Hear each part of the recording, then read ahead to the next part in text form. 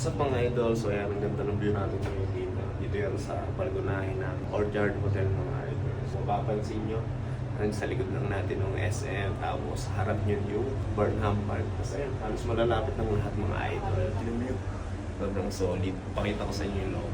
Pagpasok natin mga idol, so ayan, bubungad agad ng TV dyan na napakalaki rin. Pwede kayo magpatugtog, manood mga idol. Tapos merong bintana dyan sa gilid. Yan, tanaw na tanaw yan. At yung SM City dyan sa labas.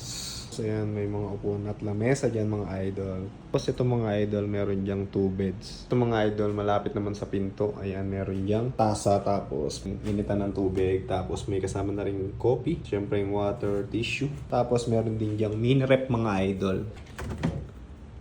Ito yung mini rep. Then siyempre meron din dyang mga cabinets. Ayan, tapos may bolt dyan. So ayan. Meron yung free sleepers, towel. So yan, maraming cabinets mga idol. Lagayan siguro ng chinelas. Ito tayo sa CR. So yan, bubunga yung bowl mga idol. So yan, syempre. Ito yung lababo, shower area. Yan, may free na mga shampoo, soap, tapos conditioner. Yan, solid din mga idol.